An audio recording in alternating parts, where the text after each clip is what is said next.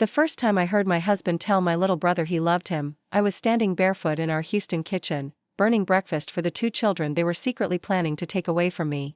The call came through Daniel's phone at 7:12 on a Sunday morning.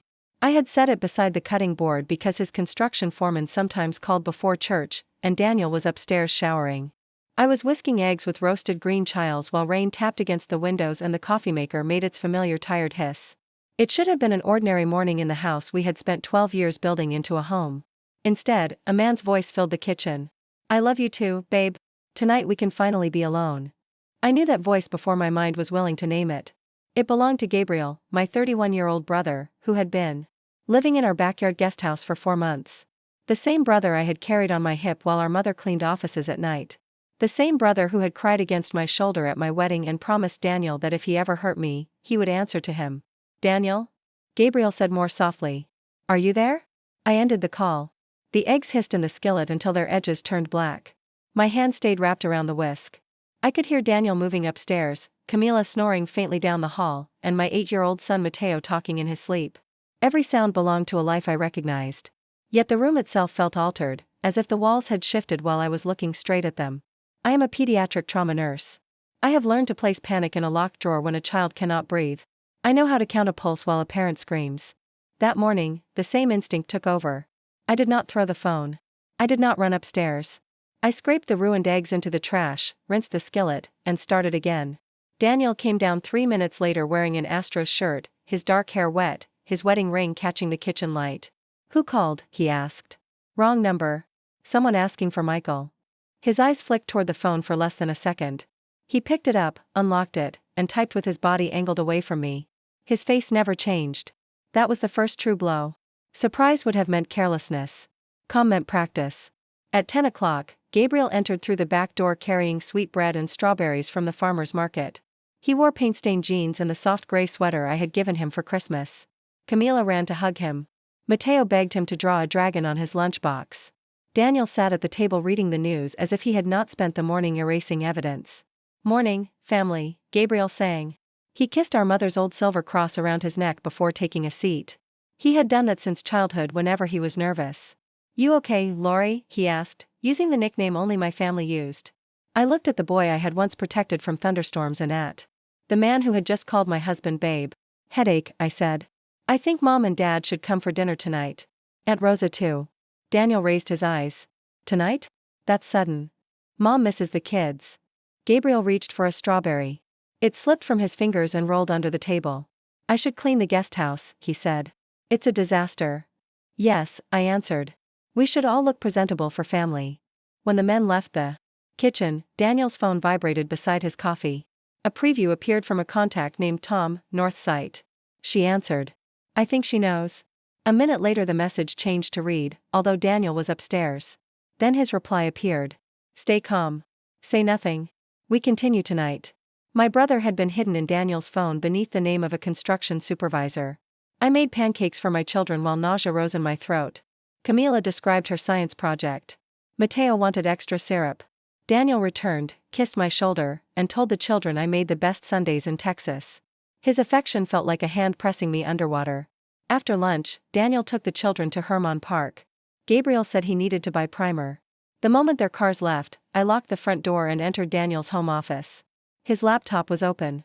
The password was still Camila's birthday. Daniel was careful about people but sentimental about numbers. I searched his construction folders first and found nothing. Then I noticed a folder called Austin archived beneath tax records. Inside was a lease for a loft in East Austin, signed by Daniel Reyes and G. Morales. The deposit had been paid 7 months earlier. There were hotel receipts from San Antonio, theater tickets in New York, and transfers from our joint account to a company I did not recognize. Then I opened a school transfer request for Camila and Mateo. My signature appeared at the bottom. I had never seen the form. The last file was an audio recording, probably saved accidentally from a voice memo. Daniel's voice came first. "After the anniversary dinner, Lori will break. Her mother already thinks the hospital is exhausting her. We ask for temporary custody and move before Christmas." Gabriel answered, "What if she never forgives me?" "The kids will adjust. Everyone adjusts when you stop giving them choices." I listened twice because the first time my brain refused to understand the words. The affair was not the plan. It was only the secret underneath the plan. They intended to create a version of me that was unstable, exhausted, and unsafe, then use that version to remove my children from their home. I copied everything onto 2 drives. One went into my hospital locker. The other went inside a bag of frozen peas in the garage freezer. Then I photographed the screen with a work phone Daniel did not know I still owned. When the family returned, Mateo ran inside with mud on his shoes. Daniel apologized for the mess. Gabriel arrived 20 minutes later with primer he clearly had not needed. I stood at the sink washing dirt from my son's sneakers and understood that confrontation would only warn them. I did not yet know how large their plan was, who had helped them, or what they had already told my children. So I smiled. For 6 days I performed the role they had written for me. I packed lunches, checked homework, worked 2 night shifts, and greeted Gabriel each morning as if I could not hear his voice saying babe. Daniel became unusually tender. He brought flowers on Tuesday and rubbed my shoulders on Wednesday. In front of the children, he began making small comments. Mom works too hard, he said when I forgot where I had placed my keys. We have to take care of her, he said when I sat down after a 13-hour shift. Sometimes she gets confused when she's tired, he told Camila after he moved a school notice from the counter and I asked where it was. Each sentence was a seed. He was not waiting for me to collapse. He was cultivating witnesses who would remember that I had seemed fragile. I started a notebook. Date, time, exact words, who heard them. I also changed every password I could without alerting him and downloaded 5 years of bank statements. At the hospital, I asked the charge nurse to print my attendance record and performance reviews. If Daniel wanted to turn my work into evidence against me, I would show what the work actually proved. On Wednesday I called my cousin Nina, the administrator of a community clinic and the most methodical person I knew. We met at a laundromat in Pasadena because Daniel could see our family phone locations, and I left my phone in my locker at work. Nina read the documents without interrupting. Fluorescent lights flashed over rows of spinning clothes. When she reached the forged school form, she removed her glasses. This signature was copied from somewhere, she said. See the break in the L? It is identical to the permission form you signed for Camila's museum trip. Can they take the children? Not with this. But if they have been building a story about your mental health, we need to know who has heard it. She traced the payments on the Austin loft.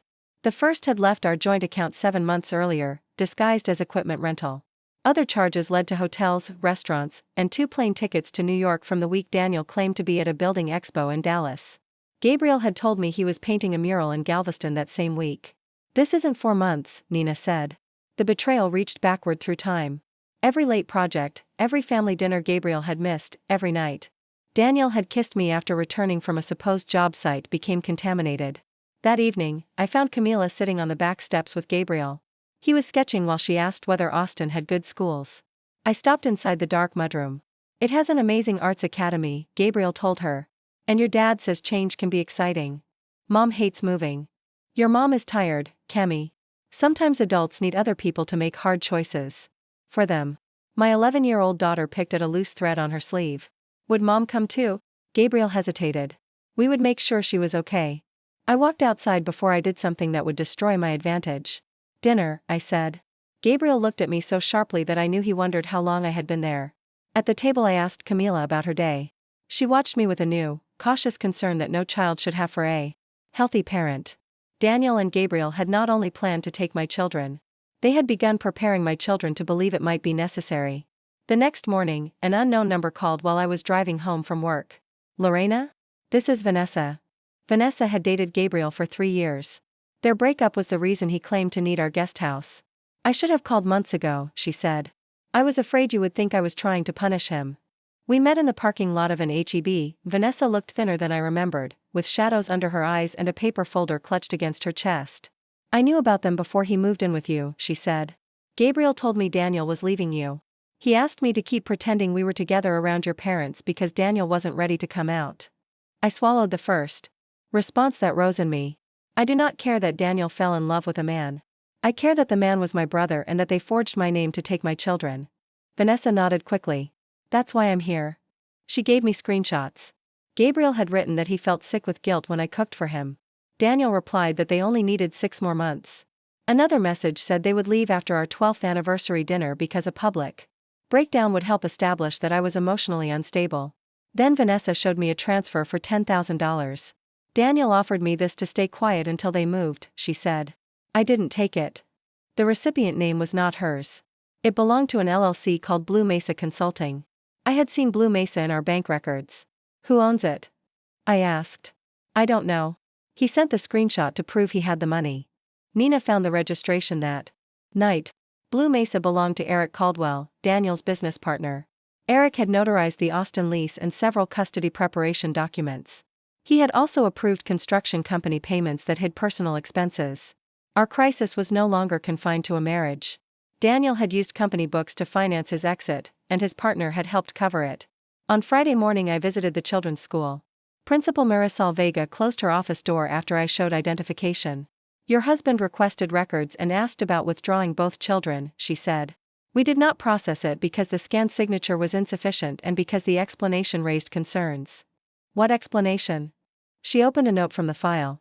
Daniel had claimed I was receiving inpatient psychiatric treatment after an incident at work. For several seconds, I could not speak. I had never been admitted for psychiatric care. The only incident at work had happened 3 months earlier, when a 5-year-old patient died after a highway accident. I had cried in a supply room for 8 minutes, washed my face, and finished my shift. Daniel had held me that night while I told him I was afraid I could not keep watching children die. He had converted my grief into a weapon. Ms. Vega gave me copies of every request and agreed to preserve the email metadata. She also told me something Daniel had not anticipated. As a mandatory reporter, the school counselor had documented a conversation with Camila. My daughter said her father had warned that I might go away to get better, and that she should be brave if adults moved her to Austin. I left the school, pulled into the first empty parking lot, and finally screamed. I screamed until my throat hurt, then pressed my forehead against the steering wheel and cried for the patient I had lost, for my frightened daughter, for the brother I had raised, and for the version of my husband that had never existed. When I could breathe again, I called attorney Rebecca Sloan. Nina had found her through the clinic. Rebecca specialized in family law and spoke with the measured calm of someone who had seen lies arrive in expensive folders. Do not confront them alone, she said after reviewing the first documents. Do not leave the house. Do not interfere with lawful contact between the father and the children unless there is immediate danger. Secure financial records, alert the school in writing, and let me arrange an emergency filing based on the forgery and attempted relocation. Our anniversary dinner is Sunday, I said. Daniel planned to make me break down there. Then we decide whether that dinner becomes evidence, not chaos. Sunday's celebration was supposed to take place in the fellowship hall of St. Joseph's Church, where my parents had renewed their vows and both my children had been baptized. Daniel had organized it himself. My mother was making mole. My father planned to bring his guitar. Gabriel had painted a paper mural of a family holding hands beneath a sprawling oak. The cruelty of that mural nearly impressed me. Rebecca did not like public ambushes, but she understood that several relatives had already been recruited into Daniel's story about my instability. We made strict rules. The children would stay with my neighbor. An off-duty community officer would remain nearby. I would present verified evidence without threats, block the men from returning to the property only if the temporary order was signed, and leave if anyone became aggressive. At 3:40 Sunday afternoon, Rebecca called. The judge had signed an emergency order preventing either parent from relocating the children or changing their school. It granted me temporary exclusive use of the house because the down payment came from my grandmother's inheritance and because Daniel's forged documents created a risk of interference. It did not erase him as a father. It simply stopped him from moving faster than the truth. I folded the order into my handbag beside a small recorder. When I arrived at the church hall, Daniel was arranging chairs. Gabriel stood on a ladder hanging the paper mural. My mother hugged me and said I looked exhausted. I won't after tonight, I told her. Daniel approached with a smile that did not reach his eyes. Where are the kids? Safe. That single word made his shoulders lock. Vanessa entered 10 minutes later. Gabriel saw her, missed the edge of the ladder, and grabbed the wall. What is she doing here? The same thing everyone else is doing, I said. Coming to hear the truth. For the first time all week, Daniel looked afraid. I waited until every chair was occupied. My father had begun playing a soft bolero on his guitar, and my mother was passing bowls of rice as if the evening still belonged to celebration. Aunt Rosa argued cheerfully with Nina about whether the mole needed more cinnamon. Daniel sat on my right. Gabriel chose the seat farthest from Vanessa. The empty chairs where Camila and Mateo should have been made everyone uneasy. Daniel tried to take my hand beneath the table. I pulled it away, stood, and carried my phone to the speaker at the front of the hall. Before the toast, I want to play something. Daniel rose halfway. Lori, maybe we should wait for the kids. They have already heard too many lies. I connected the phone.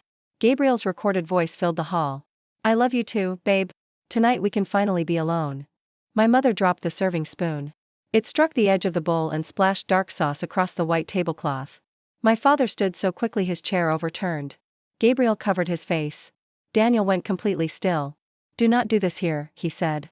"You did it under my roof." I projected photographs of the hotel receipts, the Austin lease, the New York tickets, and the transfers. I did not linger on the affair. The room did not need intimate details. Then I displayed the school request bearing my forged signature. My father looked from the screen to Gabriel. "Your sister's husband?" Gabriel's eyes filled. "Dad, I love him. I never meant for this to happen." "Affairs happen by accident?" Aunt Rosa asked. "Leases sign themselves?" Daniel stepped toward me with one palm raised. "Lorena is upset. She has been under extraordinary pressure at the hospital." There it was, the script. "Tell them what you told the school," I said. "I was trying to protect the children." "From what?" He looked around the room, searching for the faces he had already softened with concern. There had been episodes. Confusion. Emotional volatility. She admitted she was struggling after a patient died. My mother turned toward me, frightened rather than doubtful. For one terrible second, I saw how effectively he had prepared them. Daniel did not need everyone to believe I was dangerous. He only needed uncertainty. The fellowship hall door opened. Principal Vega walked in carrying the school file. Rebecca followed her. Daniel's mouth tightened. "Ms. Reyes has never been recorded as receiving inpatient psychiatric care," Ms. Vega said. Yet the withdrawal request stated that she had been hospitalized after an incident at work. The school refused the request because her signature could not be verified and because her husband's account conflicted with the information available to us. She placed the email printouts on the table. That was the first reversal Daniel had not planned for. He believed the school would remain a silent institution. Instead, the lie arrived with a witness and a timestamp. My mother read the top page. "You told them my daughter was hospitalized?" Daniel's expression shifted from concern to irritation. "I said she might need treatment. This is being distorted." "No," I said. "It is being quoted." Gabriel lowered his hands. "Daniel told me you had talked about checking yourself into a program." I stared at him. "When?" "After that child died at the hospital. He said you were barely functioning. You lived 20 feet from my kitchen. Did I look hospitalized to you while I cooked your meals?" His face folded. "I thought you were hiding it. Because believing him made what you wanted easier." Daniel moved between us. "Leave Gabriel out of this. The custody plan was mine." The statement was meant to sound protective, but Vanessa laughed once, without humor. "That is not what you said when you offered me money." Every head turned. She unlocked her phone and read the messages in order. Daniel had asked her to remain Gabriel's public girlfriend. When she refused, he offered $10,000 through Blue Mesa Consulting if she would stay silent until Christmas. One message said, "Once Lorena looks emotionally exhausted, nobody will take her accusations seriously." Another said, "Gabriel has done his part inside the house. The children already trust him." My mother pressed both hands against her chest. "Done his part," she whispered. Gabriel stood. "I never agreed to hurt the children." Vanessa turned on him. "You asked Camila which bedroom she wanted in Austin. I was trying to make the move less frightening. A move you were helping steal from her mother." That was the second reversal. Vanessa was not a jealous former girlfriend. She was the person who could prove that the cover story, the money, and the planned relocation had existed long before Gabriel entered our guest house. My mother walked toward Daniel. He seemed to expect pleading. Instead, she slapped him once. The sound was sharp and final. "Do not call me Mom again," she said. "You are not my family." Daniel touched his cheek. His composure cracked. "You all want a villain because that is easier than admitting the truth," he said. "I lived a lie for years. I was suffocating." "Then you tell the truth," I answered. "You do not forge my name. You would have turned the children against me. You never gave me the chance to respond. You decided my grief was a diagnosis and my love was an obstacle." Gabriel reached for my arm. "Lori, please." I stepped back before he touched me. "Do not use my childhood name to ask forgiveness for what you chose as an adult." My father had not spoken since the recording played. Now he picked up a printed photograph of the Austin loft. "When did this begin?" he asked Gabriel. Gabriel looked at Daniel, as if permission still lived there. "Almost 2 years ago." The room seemed to inhale. 2 years meant Daniel had renewed vows with me at our 10th anniversary while already sleeping with my brother. It meant Gabriel had held Mateo's hand in the emergency room after a broken wrist and gone home to message my husband. It meant Vanessa had been used for longer than any of us understood. "And the guest house?" my father asked. Gabriel began crying. Daniel said being close would make the transition easier. "Whose transition?" "No one answered." I played the final recording. The kids will adjust, Daniel's voice said. Everyone adjusts when you stop giving them choices. My father closed his eyes. Androsa whispered upper. Vanessa stared at the floor. I watched Daniel, and for the first time I saw not a husband caught between identities, but a man furious that other people still possessed choices he had tried to remove. My children are not luggage, I said. My home is not a stage, and my silence was never permission. He took a step toward me. What did you expect me to do? Keep living a lie forever? No. I expected you to stop lying before you turned my entire life into one. Rebecca placed the signed emergency order on the table and explained its terms. No relocation. No school change. Temporary exclusive use of the house for me. All contact and financial records preserved. Daniel read the first page, then looked at Gabriel. Did you tell her about Blue Mesa? He demanded. Gabriel recoiled. No, Vanessa could not have known about the account unless you told her. I didn't. The love for which they claimed to have risked everything lasted less than 20 minutes in daylight. Daniel did not comfort Gabriel. He blamed him. Gabriel did not defend Daniel. He begged me to believe that the custody plan had grown more serious than he intended. My father pointed toward the door. Both of you leave. Daniel laughed bitterly. This is not your house. Tonight, Rebecca said, it is legally hers to occupy. The off-duty officer stepped inside when Daniel raised his voice. There was no fight. I would not give them a scene they could rename as my instability. Daniel surrendered his house keys. Gabriel returned to the guest house with my father and packed 2 suitcases. Under supervision. He left behind his easels, for unfinished canvases, and the gray sweater I had bought him. As Daniel passed me at the doorway, he leaned close. The children will hate you for humiliating me. No, y whispered. They will learn that love without honesty is control. He walked out without saying goodbye to my parents. At 11:30 that night, after everyone had gone, I sat alone at the kitchen table. The house was quiet except for the refrigerator motor and rainwater dripping from the gutters. I had imagined exposure would feel like victory. It felt like surviving a collision and realizing I still had to crawl through broken glass. My neighbor brought the children home the next morning. Daniel and I had agreed through Rebecca that we would speak to them together in a neutral office, but Camila saw his missing truck and knew something had happened. Is Dad in Austin? She asked. No, are you going away to get better? I knelt in front of her. I am not going away. I am sad, and our family is changing, but I am healthy and I am staying right here. Her face crumpled with relief so complete it nearly dropped me to the floor. Dad said we had to be ready. Mateo stood behind her gripping his stuffed dinosaur. Is Uncle Gabe coming back? Not today. Did he do something bad? There is a difference between protecting children from adult details and protecting adults from consequences. I chose my words carefully. Your dad and your uncle made serious choices that hurt our family. None of it is because of you. You are loved, and nobody is moving you without talking to you and me. Camila asked whether Daniel had lied about my being sick. I told her yes. I did not tell her about the affair that morning. She was 11, not a jury. The first court hearing took place 9 days later. Daniel arrived with a lawyer from a prestigious downtown firm and an affidavit from Dr. Peter Lang, a psychologist I had never met. The affidavit described me as emotionally erratic, sleep-deprived, and potentially unable to provide consistent care. Rebecca read it twice. This is not a diagnosis, she said. It is an opinion based on information supplied by your husband. Dr. Lang had consulted for Daniel's construction company after a job site accident. His statement relied on emails Daniel claimed I had sent and notes from conversations with Eric Caldwell. The emails were convincing. They came from an address containing my full name. In them, I wrote that I could not remember driving home, had considered disappearing, and sometimes resented my children for needing me. I felt the old panic drawer open. I never wrote these. Rebecca examined the headers. Then we prove it. Daniel had anticipated the forged school signature being questioned. The false emails were his deeper foundation. They had been created over 8 months, sent at plausible times, and mixed with real details about my shifts and the child who died. Someone had built a parallel Lorena patiently enough to survive casual inspection. The judge continued the temporary order but required both parents to undergo an independent custody evaluation. Daniel left the courthouse smiling. Outside, reporters from a local construction blog waited because Blue Mesa's connection to his company had begun circulating. He told them only that he was protecting his children during a private family health crisis. By evening, 3 nurses from my hospital had texted to ask whether I was all right. Humiliation travels faster than evidence. I returned to work because staying home would have allowed Daniel's version of me to become visible in my absence. My colleagues were kind, which was almost harder than suspicion.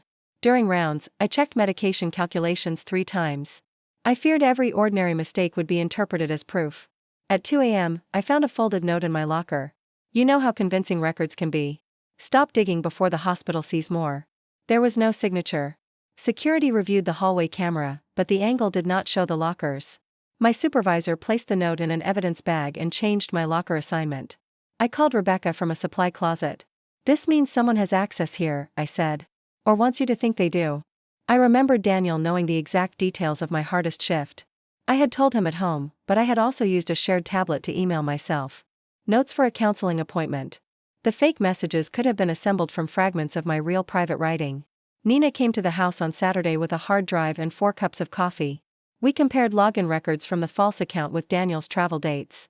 Most activity came through a privacy service, but one early login had not been hidden.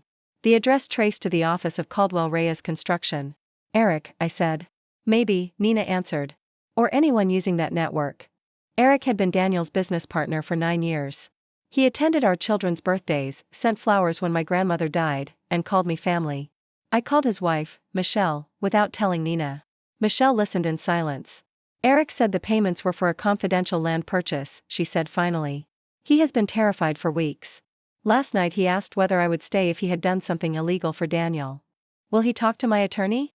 I don't know. Tell him Daniel has already started blaming Gabriel. Eric will be next. The next afternoon, Eric arrived at Rebecca's office carrying a company laptop. His hands shook so badly he spilled water across the conference table. He admitted approving fake equipment invoices to reimburse Daniel for the Austin loft. He had notarized documents without seeing me sign them. He also knew Daniel was collecting statements about my exhaustion. Did you create the email account? Rebecca asked. No, Eric said. Gabriel did. The answer struck harder than the affair. Eric opened a project management chat. Months earlier, Gabriel had sent Daniel a message. Her writing samples are in the family cloud. I can make it sound like her. Daniel replied, only enough to prove a pattern. Gabriel had written the false confessions in my voice. That was the third reversal, and the one that broke whatever part of me had still separated my brother's love affair from the attack on my motherhood. Daniel had designed the strategy, but Gabriel knew my rhythms. He knew I used semicolons when I was angry and short sentences when I was afraid. He knew the private phrases our mother used when life felt impossible. He had not merely lied about me. He had worn my voice. Eric agreed to turn over the laptop and cooperate in exchange for whatever consideration his own attorney could negotiate.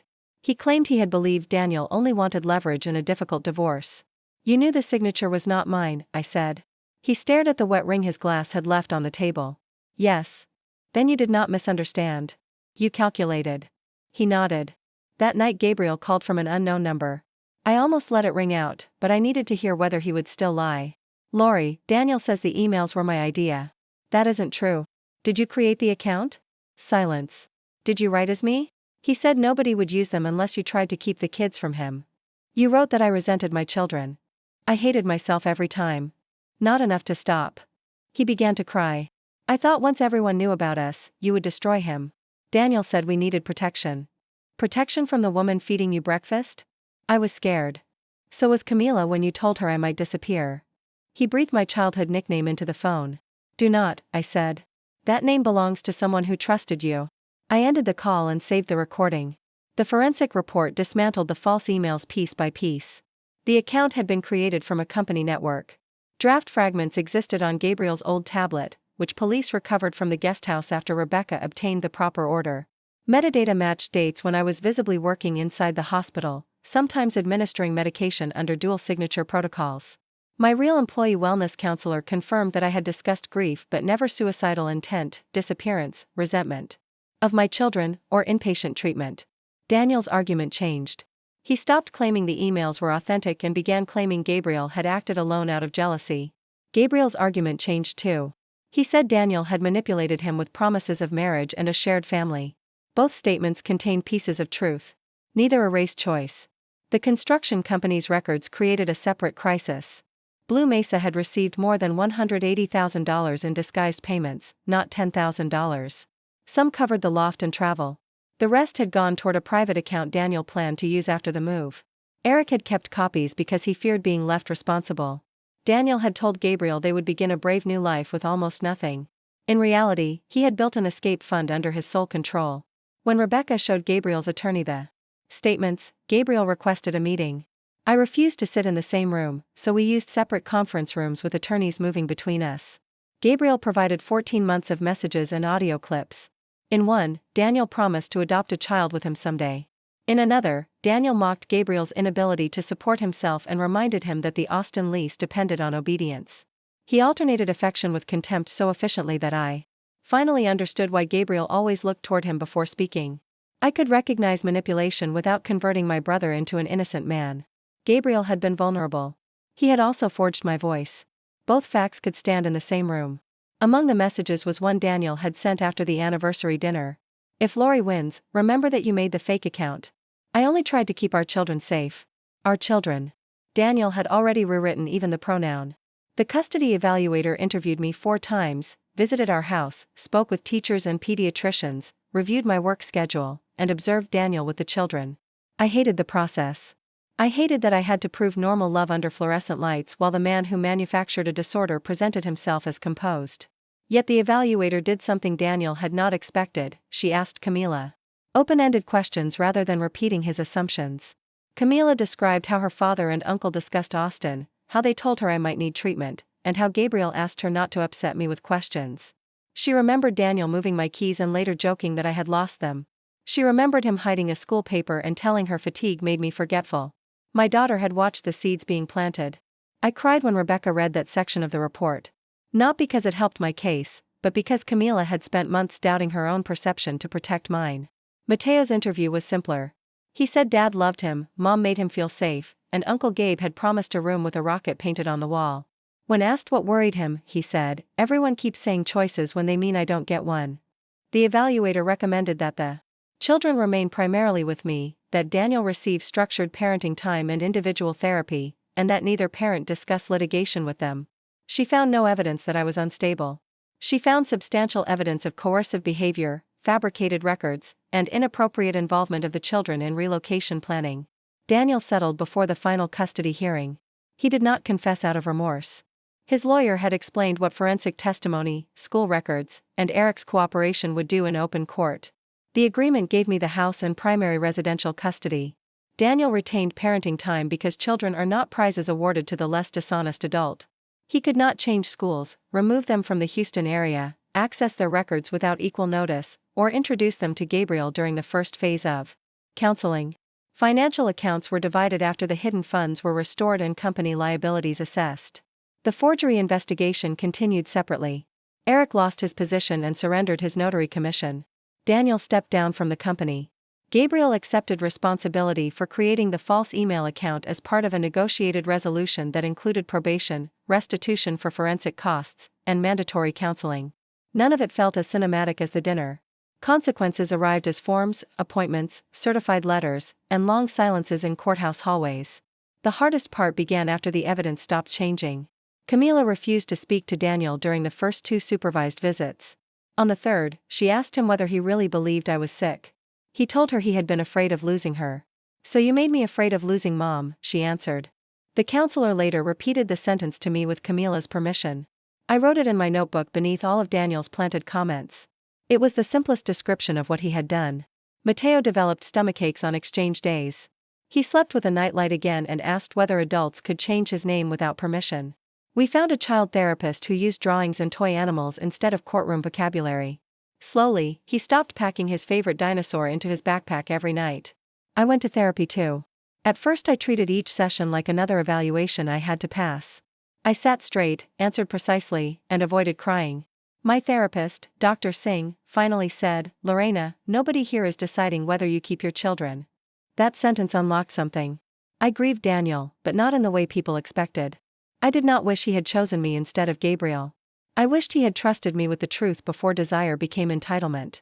I grieved the years in which I had defended his long absences, praised his patience, and interpreted control as competence.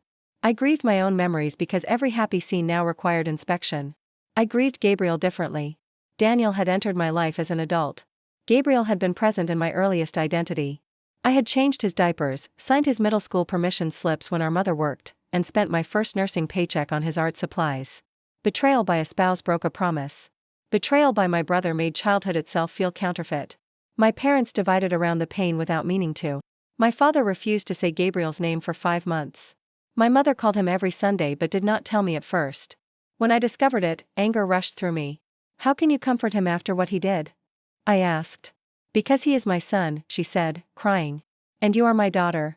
Loving him does not mean I ask you to forgive him. I wanted loyalty to be simple: choose the wounded person, exile the one who caused the wound. Motherhood had already taught me love was more complicated. My mother could reject Gabriel's actions and still answer when he called. I could reject contact and still understand her choice. Do not carry messages between us, I told her. Do not tell him about the children. Do not invite us to the same place. She agreed. The guest house remained locked through winter. Gabriel's canvases stood beneath sheets. Sometimes I saw the small building through the kitchen window and felt watched by an absence. In February, a pipe burst during a freeze. I had to enter. The room still smelled faintly of turpentine and cedar soap. Beneath the bed I found a sketchbook filled with drawings of our family. Early pages showed Camila as a toddler, Mateo asleep against my chest, Daniel grilling in the yard. Later pages changed. Daniel appeared alone more often. I disappeared from group scenes. In the last drawing, Gabriel, Daniel, Camila, and Mateo stood beneath the Austin skyline. My place had not been erased suddenly. It had faded one page at a time. Inside the back cover was an unfinished letter addressed to me. He wrote that loving Daniel had made him feel visible after years of being the charming, unreliable youngest child. He wrote that Daniel understood his art and promised him a family. He also wrote, every time you were kind to me, I needed you to become cruel in my mind so I could keep going. That line explained more than any apology. He had invented a worse sister to survive being a worse brother. I placed the letter and one drawing of my children in a box. I threw away the Austin skyline. I did not burn the rest. Destruction would not return the years to me.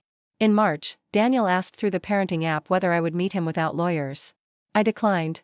He sent a longer message saying he wanted to apologize for the way everything unfolded. I replied with one sentence. Everything did not unfold. You made choices. After that, his messages became practical. Pick up at 5 o'clock. Mateo forgot his jacket. Camila has a science test. It was strangely peaceful to reduce a 12-year marriage to accurate logistics. Daniel and Gabriel did not move into the Austin loft together. Daniel terminated the lease within 3 weeks of the church dinner. Gabriel went to Austin alone and rented a room above a tire shop.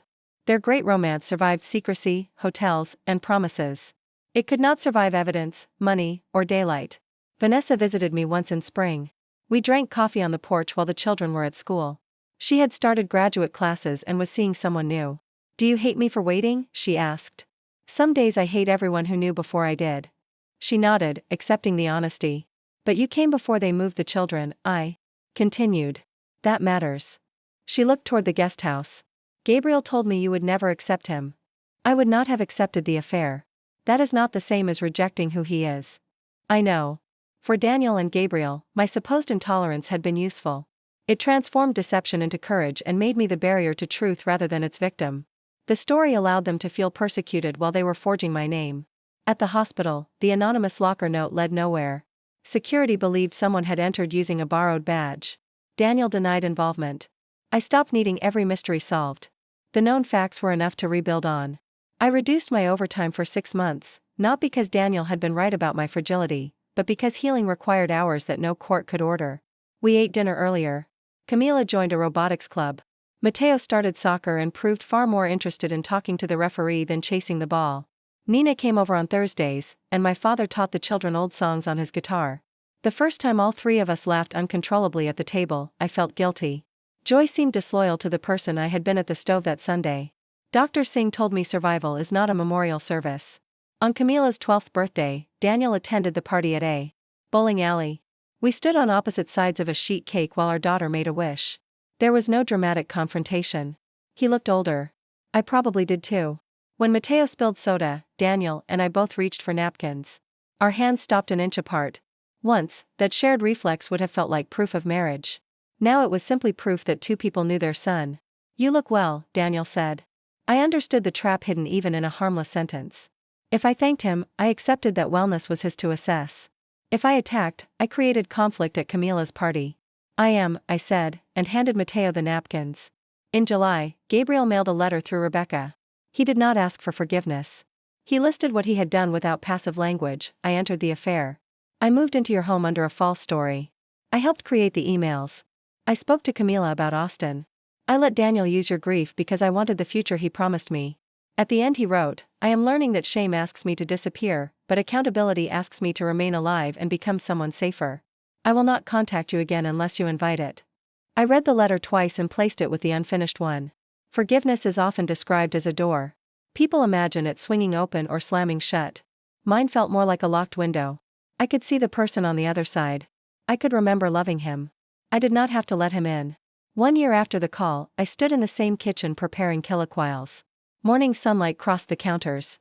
Camila worked on a robotics diagram at the table, and Mateo built a crooked castle from plastic bricks on the floor. The guest house had become my mother's sewing room.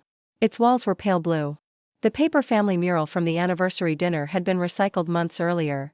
My phone rang from an unknown number.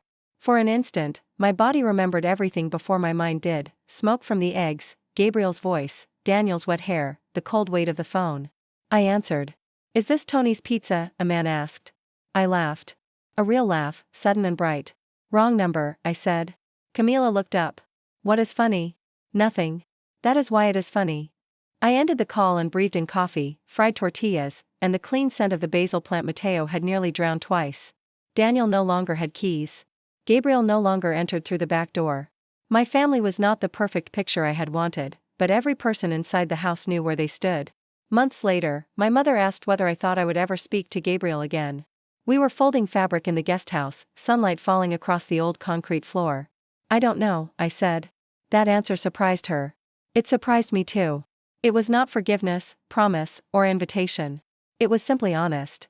For so long Daniel and Gabriel had tried to force the future by removing my choices. Saying I did not know returned the future to its proper shape. Camila came running in to show us a machine she had built from a tiny motor. Mateo followed wearing a cardboard helmet. My mother laughed and opened her arms. I watched my children move through the room that once housed a secret and understood that reclaiming a place did not require pretending nothing had happened. It required deciding what happened there next. I used to believe peace was the absence of conflict. Now I know peace is the absence of coercion. It is the ability to say yes without fear, no without punishment, and I don't know without someone else writing the answer for you. The morning I heard that call, I thought my life had split into a before and an after. In some ways it had.